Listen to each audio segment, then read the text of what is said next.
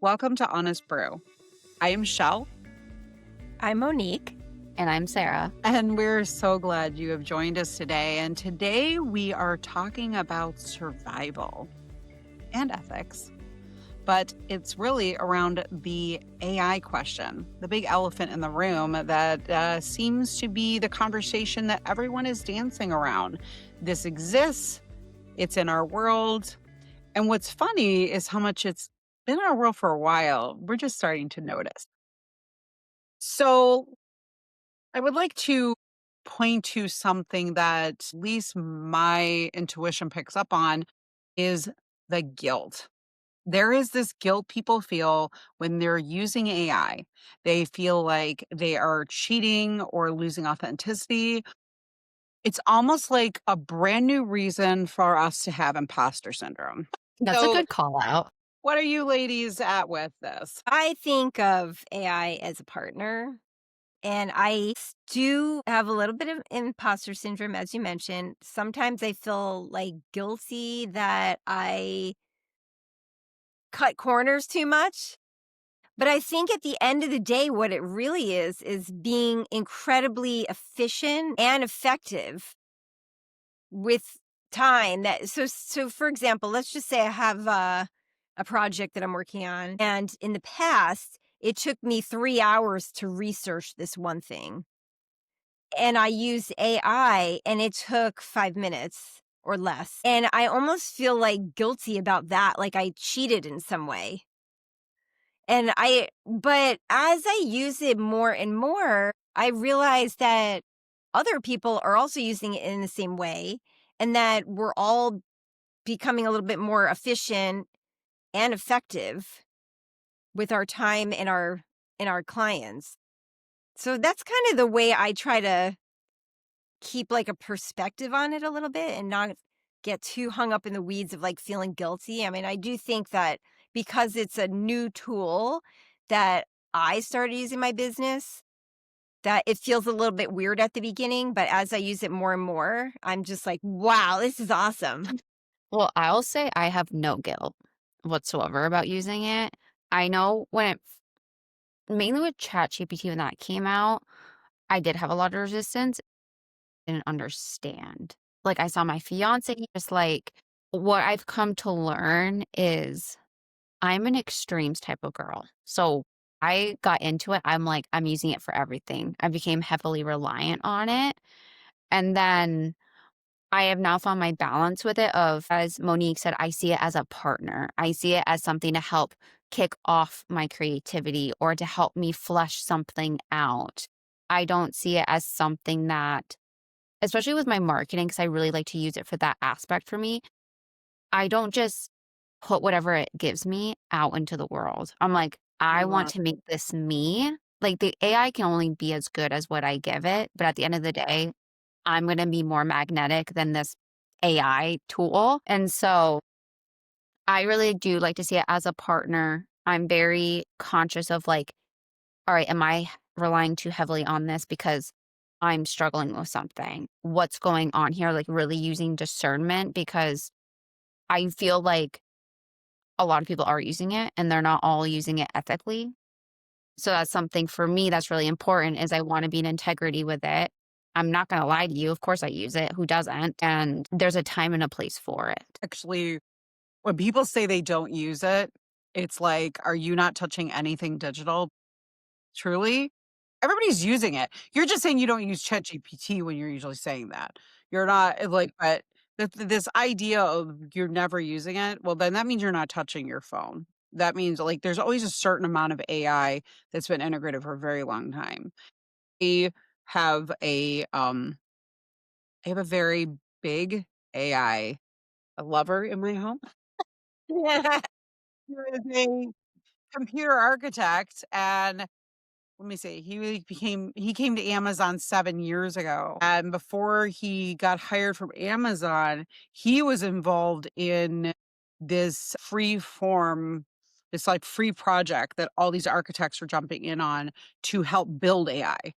So, the joke in our house was, you are part of starting Terminator from happening."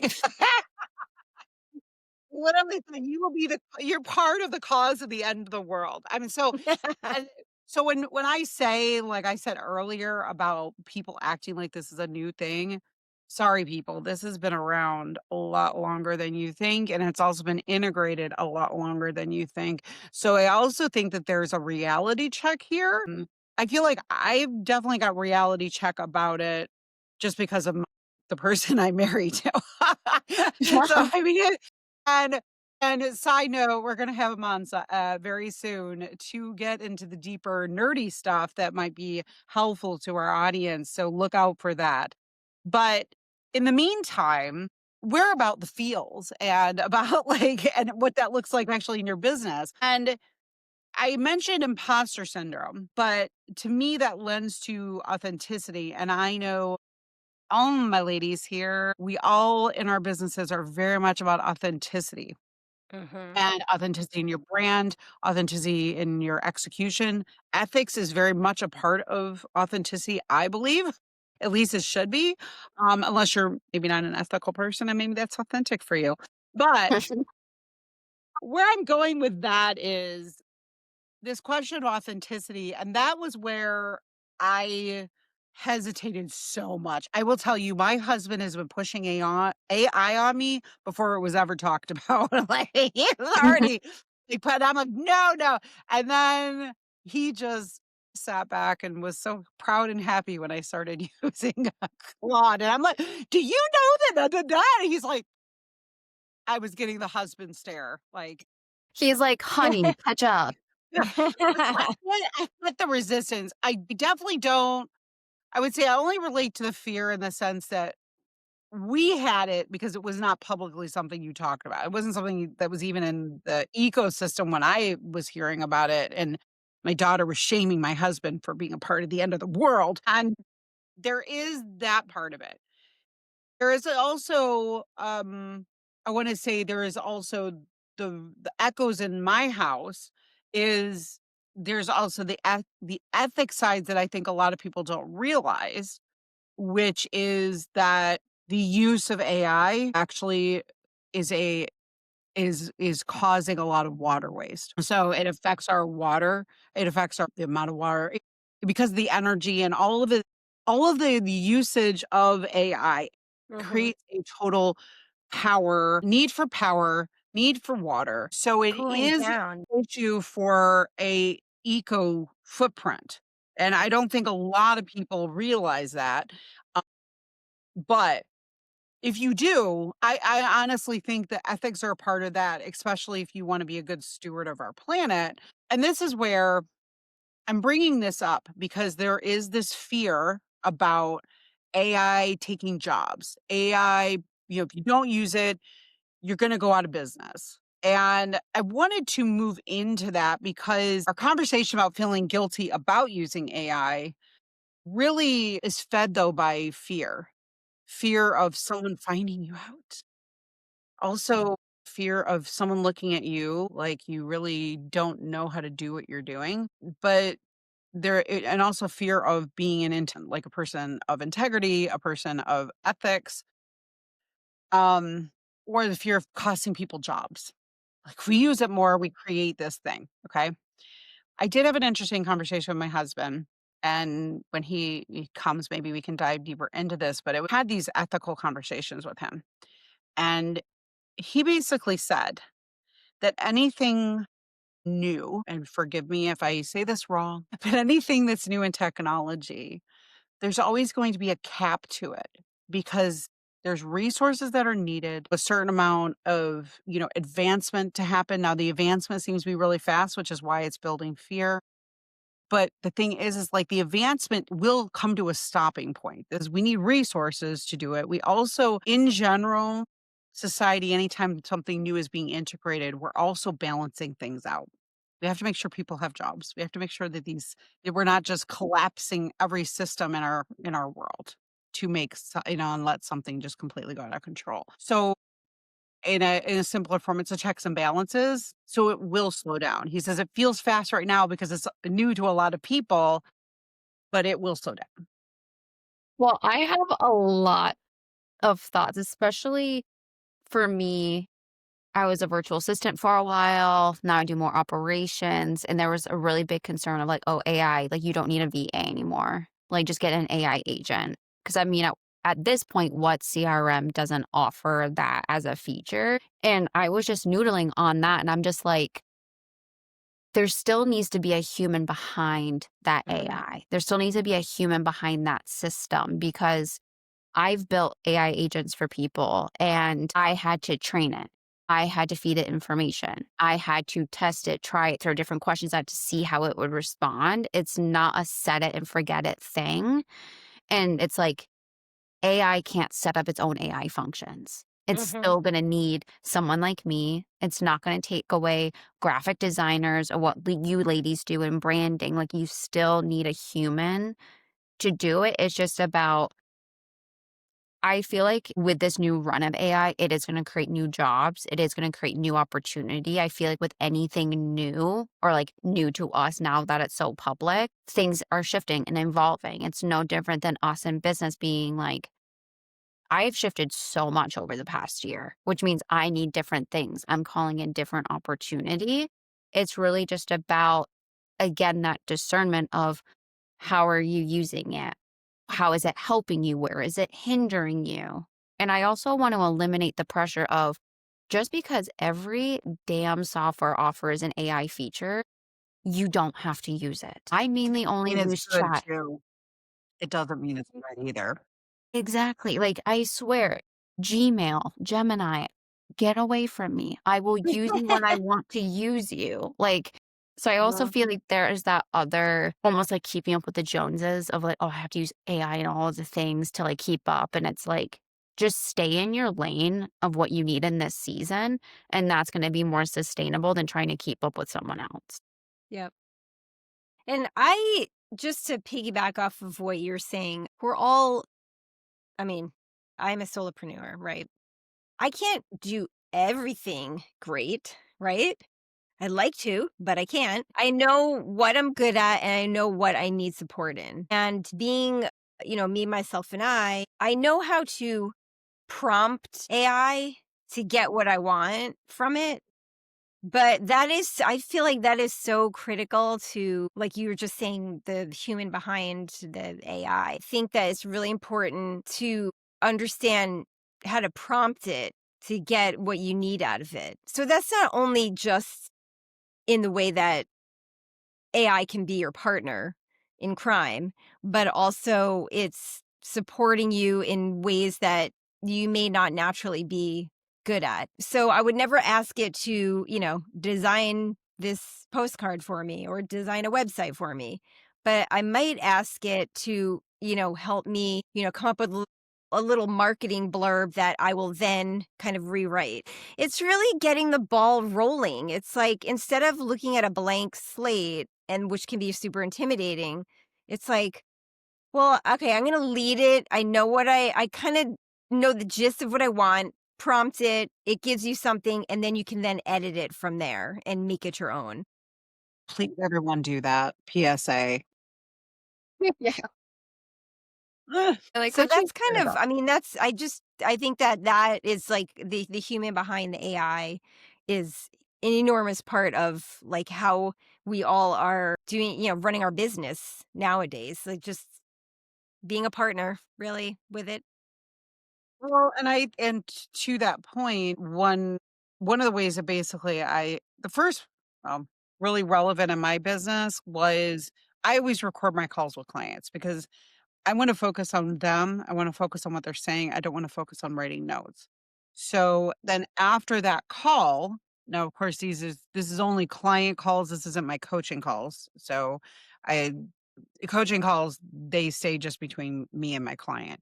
But on consulting calls, Liz would listen to the calls. She would take the notes from the calls. Okay. I would go through the notes and I would also input the things that I remembered that were significant or my thought process. Okay.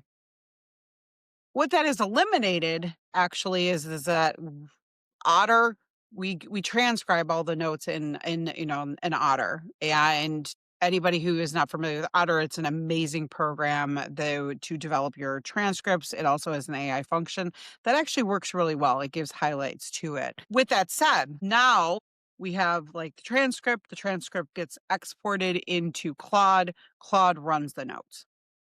Mhm. Now Liz has no job. Just kidding. Liz has a lot more to do.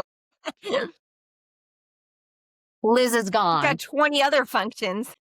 So this I think this is a really great example of, oh my gosh, I'm going to lose a job because y- I will say like a good amount of Liz's time would be spent going through these calls, listening to the calls, taking the notes. She spent a lot of time. Has her hourly totals weekly changed at all? No, it's actually more. So I don't know what she's doing. No, just kidding. I do know what she's doing. What is allowed is for Liz's brilliance to be used more efficiently, more effectively, to be more to bring her genius forward even more and not spending time in the tedious tasks. And I think that is an example that actually is for all of us Mhm. because I think of it as like my person I'm talking to, I'm talking through things as a creative, 20,000 highways going on at once in our head. It's nice to have that, that little digital person to kind of talk things through and da da da, and, and look at the gaps and look at the whatever. But you still need me and my brain to differentiate and to create an actual good strategy that relates to the client versus something cookie cutter that AI is pulling from somewhere anyway. So there's that.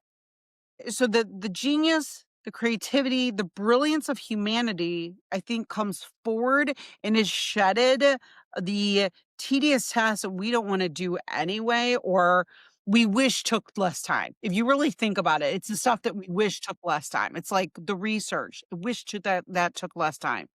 Even though I will say I fantasize going to the library and pulling microfiche on stuff. That is my 80s. I actually, I really miss those days though too, so there is a bit of a nostalgic nerd in No one we're old, but, like, all the young people don't even know what microfiche is. Let's be real.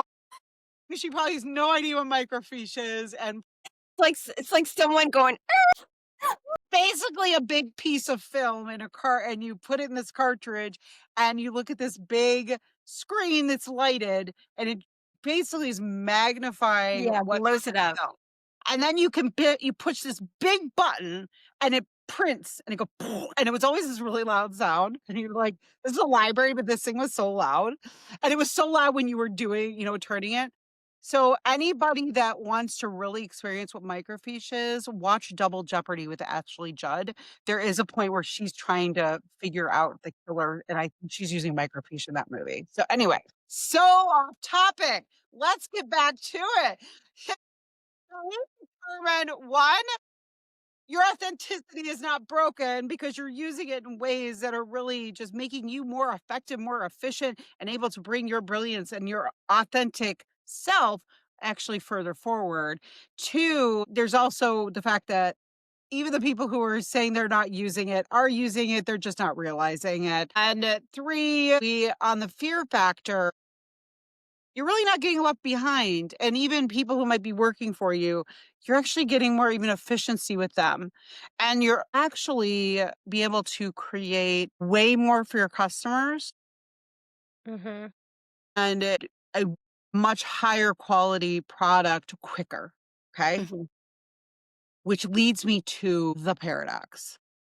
So, how do we stay human while staying competitive? Now, I call this the bar conversation. For example, AI is being used to help train people interview better for jobs. Okay. So you talk to AI, they ask you questions, you do this whole interview with AI, and it tells you the things that you should say or the things you're missing saying based on your experience and all this stuff so you can perfect your job interview. Let's think about that. That's awesome for you and every other person who's using it. So now we've got a bar effect, right? The bar is raising. Just like us in our businesses, the bar is raising.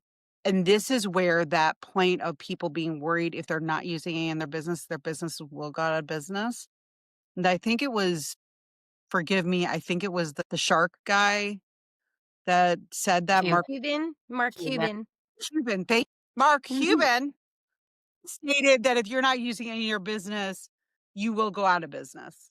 Basically, the reason that I think that is could be a reality to a certain degree, depending on the industry, is that the bar is raising. Take Monique and I. We have very similar companies. Monique's like, I love AI and I'm going to use it like a mad woman. And I'm going to use it in every area, but da da da da da. And I'm like, no, I'm not using AI. I'm scared of it. It's, I want to be authentic. Me and my authentic quote unquote self is going off, continuing to run my business the way I am. Monique is churning out more work for clients, more, higher level stuff, thinking of the things that she might not have thought of before. And I'm sitting here chugging at my same rhythm.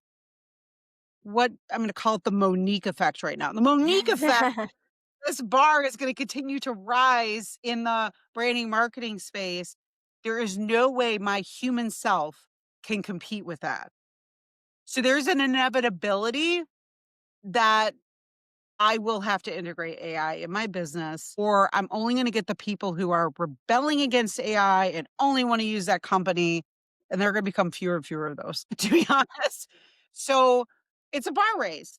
And this is nothing new. This has been going on forever. It's just, to me, it's no different than the farmer back in the 1800s who refused to use the industrial equipment.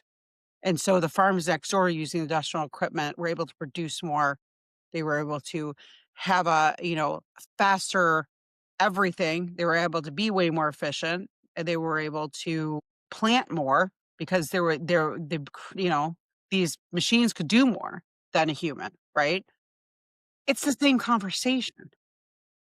We like to think it's a new one, but it's not. So, how do you ladies feel about how we stay human while staying competitive? I feel like the fear comes from a lack of education. You know what I mean? Because that's what I thought before. Like the reason I was resistant is because I didn't understand. I'm very much the type of I can't see it in my brain.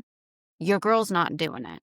So like once I saw it and understood it and was like, okay, I can see how it can work for me and my business, I was more open to it. I was more accepting of it. And it honestly helped me be more concise with how I speak to give Mhm. more clarity because trust me, AI be giving me stuff I don't want all the time. So it's constantly refining it. And it honestly, because my fiance honestly kind of reminds me of Cheale's husband. Like he gets into this stuff way before I do. And then he's like, Sara, let's do it. And I'm like, no. But then I'll come around and tell him stuff he's told me 2 months ago. So he would watch how he communicated with AI. I would see how my clients would talk to it, and that helped me refine my skill set and understanding how I can get it to produce what I want rather than letting it do whatever I want it to do or whatever it wants to do based on the context I'm giving. So I feel like that's where like the humanness comes from is AI is your biggest cheerleader. I have never had it be like, girl, this sucks. It's always like, you are a genius. We're going to do this. And it's like, no, that was a bad idea. Let's refine it. Like, I want it to say this. In this season of business, I want to show this. I want to pivot. Like, it's still you using it to refine what you actually want to produce. Because otherwise, I would have wasted so much time. I would have wasted so much energy, and it made it a lot quicker to get to where I am now. 100%. And I sound a little bit like a broken record, but I keep just going back to humans being behind it, prompting it. But I've actually encountered some like AI spitting something back to me, and I'm like, this doesn't seem right. And so I call it out, and then it says, oh, you're right. This version of the software, you can't do it like you said, but you could do this.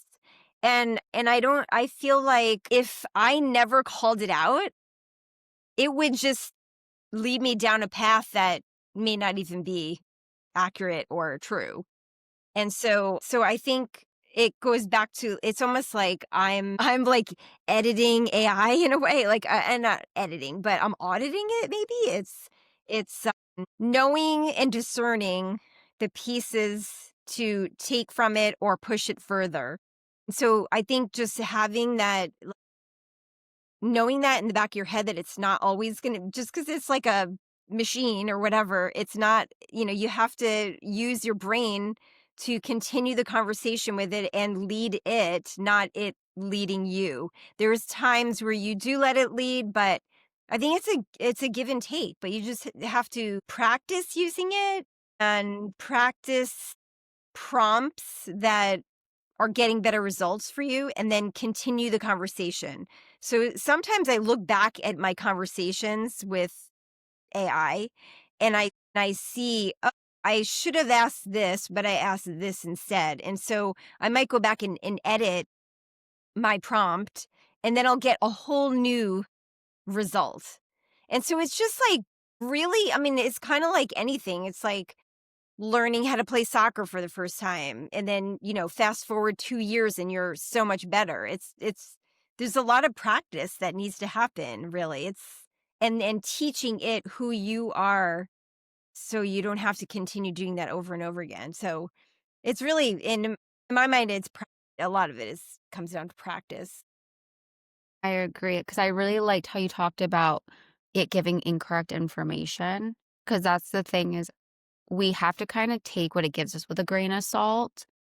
So for me, when I'm building out automations, I still like to play. I still like to kinda go through the process, look at the articles, talk to customer support before I go to AI. Because what I've noticed, it will give me the wrong information. Mhm. It Yeah. doesn't know what plan my client has. So it's gonna be like, yes, it can do that if they're on the most expensive plan. They're most likely not on that plan. So it's like, still get your hands dirty. Take what it gives you with a grain of salt, especially if you're doing things around statistics or research. Like, Oh, just definitely. be careful Mhm. because I feel like a concern I can see is like a lot of misinformation being put out there or things being out there that look very real, but it's not. Like the AI videos and photos low key freak me out. Like they're too real, like they're too weird, like it feels like it's Smooth. yes, so They're smooth. too Or it's like shiny. yes, or it's like bringing celebrities who have passed back to life and they're like it's very weird for me, but I also understand just like I really liked what Cheale said about the farmers and how they started getting new equipment and some of them were like, "No." I feel like that's what our experience is in this lifetime. AI taking us to the next level and we have the people who are afraid of that change and the other people who embrace change. Absolutely. And what I feel is the nuance here is it's not AI and it's not no AI. It's really how you're integrating it. So, where does it really matter? What I'm hearing in our conversation is like on an operation side, efficiency gains, even in our marketing side, like in our business, efficiency gains, that actually frees you up to be the visionary and have the time to spend on your passion and purpose. The marketing side speeds up things getting to market to be able to launch. Also have to become we've had because of social media, another technology innovation, we've had to churn out content more than ever. And so it almost feels like that's come at the right time, right? But once again, PSA, don't just churn out what it gives you. You still need to have your voice in there. It's just to get you started, but it saves you a ton of time. It also allows your company and you to have way more capacity. Like I gave the example of Liz and then personalization, you can kind of scale that. And that's where you can, because of the personalization, the time you spend in it, that's where the authenticity can still come. It can still be there and you're feeding it so it still exists. And AI can't really do the true like branding essence stuff. Like it's not like you can just here's my company now give me my brand. I w- there's just so many parts to look at there. Mhm. But I also think that that's also in a marketing sense. There's so many pieces to look at that it's just you you just have I love what Monique you pointed to is it's about like little pieces. It's supporting the little pieces, not kind of saying, okay, I need a logo. Okay, there you go. Like, no, even the software that's out there that will use AI to build you a website, all that is building a online brochure that we in marketing have gotten rid of back in 2005. That is an approach, that's all it can do for you. Digital brochure, boom. And that's fine. But it's really getting into when we're taking our businesses seriously and we really want our businesses to go to the next level, there is a time and place to be doing the DIY stuff and using it to help you get started and getting moved forward. But then there's a part where you need to have that professional come in. Just like you need someone like Sarah to come in and say, because like Monique brilliantly said, we can't know everything in our business and we can't know how to do everything in our business. So having professionals come in, uh, they're still bringing nuances, strategy, creativity that you will never be able to get out of AI because you actually don't have it to put in AI. So I just wanna point that out, and that isn't I hope that is not offensive to anybody, it's more of just a reality. We all have that reality in our business. Thank God for my accountant, and if anybody wants, I will give you his name, he's amazing. But from this point, though, I really would love to look at in where it doesn't matter. Where does AI not matter the most? And what I'm pointing to, and I'll give an example of this, I said to it, the deep strategy, and the creative problem solving. What other areas do you guys see in business? Don't see AI helping in this realm at all. Developing a relationship with your client. Amen. That's never Mhm. gonna happen, and the human to human connection, one to one person conversation, that has to come from you, and there's no AI in the world where, at least at this point, that you can sit there and have, like, a deep, like, super meaningful, somewhat emotional or passionate conversation with. So I think, like, nurturing, like, having an initial sales call and then, like, nurturing that person to become your client. I just don't see AI, how that could possibly fit in there. So that was the first thing that came to mind. I'm sure you girls have other thoughts, though. Well, that actually is like the modern stages of, dealing, when we've had to deal with like a computer talking to us on the phone. And I don't know if you Mhm. guys are like this, but I'm like, human, human, human. I'm Yes. yelling Me human too, until they rep. see Yeah. somebody. So I want to point to the fact that not only are you spot on with what you said, but we also just desire it from the center of our being to have human connection, and our world already is getting away from that. So, the Mhm. more that human connection can come in. So, bravo on that one. That is a great point. And what I think is funny about that, because I've seen people do this, well, they'll make AI versions of themselves. They're like, "Have my brain in your pocket." Because I saw someone selling it, and I'm like, I get it, and at the same time, it's not gonna be the same as if I worked with you one-on-one. Never. Yeah, So that's why, like, absolutely. that's where for me, like, that's where I start having hard stops where people are, like, treating it like a therapist, or if they have a medical Mm. thing, going to it. Like, yes, I have asked questions about, like, what could I ask my doctor that pertains to these things that I'm experiencing? I'm not being like, "Diagnose me. Should I Right. take this stuff?" Like, I feel like that's where people I'm like, need to pump the brakes, like, Yeah. because you could really hurt yourself or you could really hurt someone else. And so that's where I agree where especially with the customer service, like, I wanna speak to a human. I want someone to understand what I'm saying. I don't want something that's just gonna calculate for 5 seconds based on an FAQ you gave it. Thank you, Sarah, for bringing that up. That to me, I've heard about people using using AI to coach themselves, Yes. and I'm like, "Dude, have you ever have you ever gotten yourself into a pattern of thinking and then you realize, whoa, I led myself into decisions that were way crazy because you never bounce it off of anybody else. That's basically what you're doing with AI coaching. AI is just hearing what you wanna say. I've seen a lot of videos where people have gotten AI to say certain political views or religious views Mm, or things like that and saying, "Well, AI is saying that?" It's like, AI is only saying that because of what you fed it. that's right. So when I coach my clients, I am pointing to their survival mechanisms, okay? They have a survival mechanism that's getting in their way and stopping them in their business. The reason I'm bringing this up is if you are using AI to get it to point to these things, good luck because you're the one giving it the information. So your survival mechanism is talking to that AI too. And your survival mechanism has some really strong stories that it will never help you break of. But you take a completely neutral person listening to you and listening to between the lines of what you're saying. In my practice, I call it love punches. The AI will never give you a love punch. And that's what you need a lot of times. I Tough love. love a Yeah, love punch. Oh my so god. good. And it's so important. So I'm glad you brought that because I think that that's a really ethical thing too. Like, Mhm. therapists, especially coaches, that type of thing. That's a high touch human service that you need that person. Like you need the human being. But yeah, where to start and where to stop.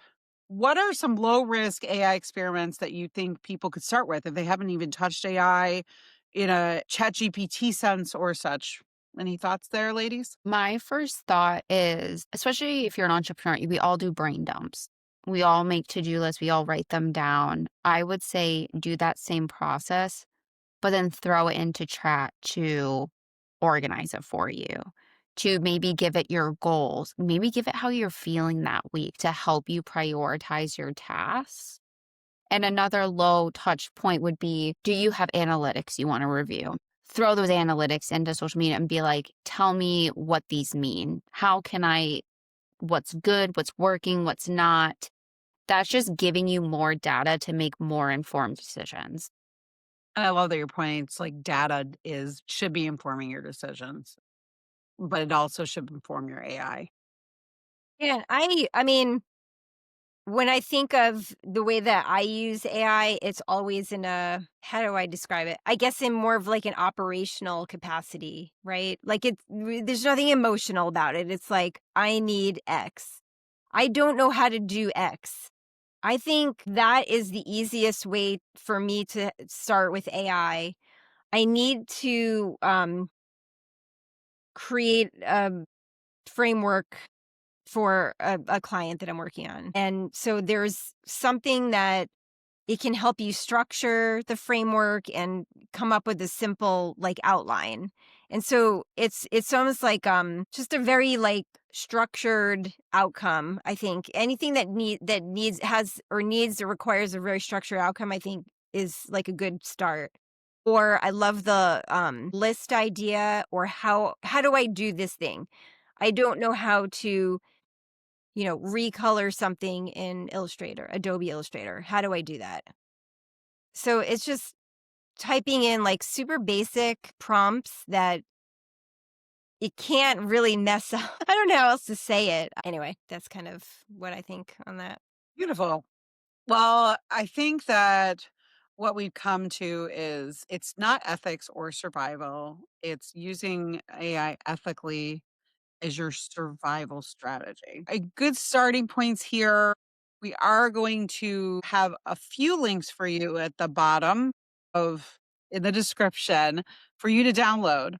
One is a soul check questions. So that will help you kind of stay in that ethical box and not get into red flag zone, but a way to check in with yourself.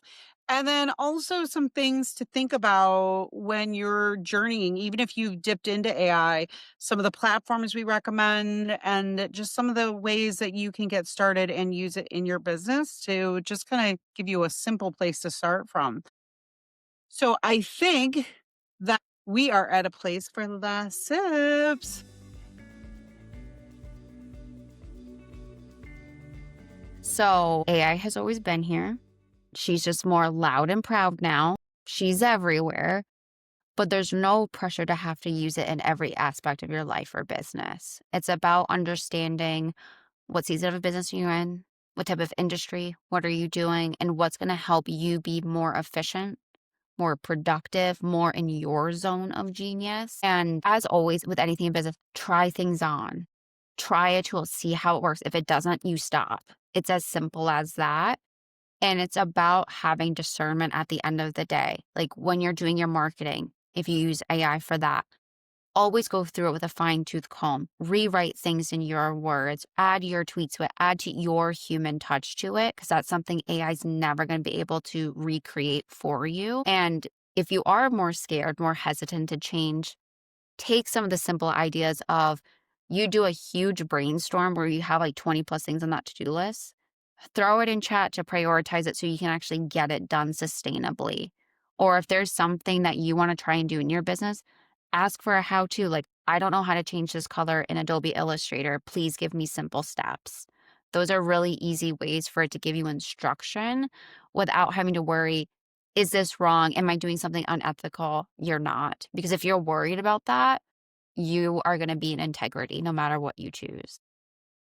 With that, thank you so much for being here, and we will see you next week. Bye.